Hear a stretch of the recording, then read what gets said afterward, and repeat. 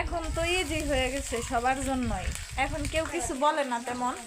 কিন্তু আগে যারা এই যে ইউটিউবার বড় বড় ইউটিউবার হয়েছে তারা কিন্তু অনেক এগিয়ে গেছে, তাই না? কিন্তু তাদেরকে মানুষ অনেক কিছু বলছে, কিন্তু এখন একদম মানে ফ্রি হয়ে গেছে। এখন ঘরে ঘরে সবাই মানে ব্লগ করতেছে। এটা কোনো ব্যাপার না, এটা তোমার সময় কাটে, মনের একটা চাহিদা পূরণ হয়। সমস্যা কি? এই যে হ্যাঁ, তো সামনে তো বিয়ে হবে, আমরা অনেক ব্লগ দিব, ছেড়ে দিব, তোমরা আমার পাশে থাকবা সবাই, বুঝছো? আমার সাথে সাথে ব্লগ দিবা, সমস্যা নাই।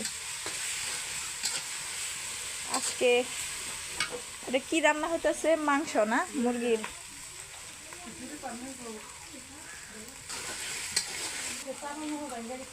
শোনো, আমি যখন ব্লগ দিই আমি মানে উল্টাপাল্টা কোনো সাজানো গোছানো থাকে না, সমস্যা নাই। এই যে উল্টাপাল্টা এগুলা সুন্দর লাগে, সবাই দেখে, বুঝছো? এইগুলাই তুমি যদি বেশি মানে এত গুছানোর দরকার নেই, আমার যা আছে আমি তাই করব।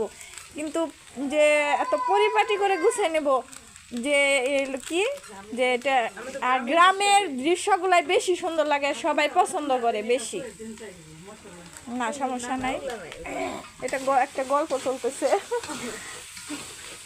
তো রান্নাও দেখতেছি, এমনি কথা বলতেছি। তোমরা যার যার মতো একটা করে মানে রান্নার একটা চ্যানেল খুলে নিবা, সমস্যা নাই।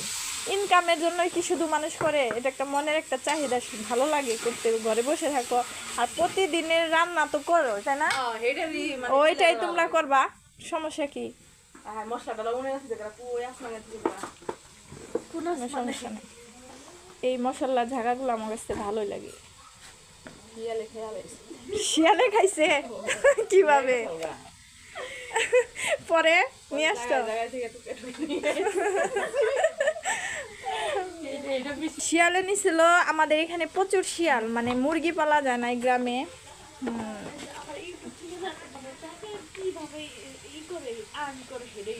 টাকা ইউটিউব থেকে টাকা আর্ন করে, আমি এখনো করতে পারি নাই, কারণ আমি শুরু করছি না, আমি মাত্র শুরু করছি। তো তো আমার টাকা দরকার নাই। তো না, টাকা তোমার এখানে তোমার ইউটিউবে থেকে সব মেসেজ আসবে যে কখন কীভাবে করা লাগবে।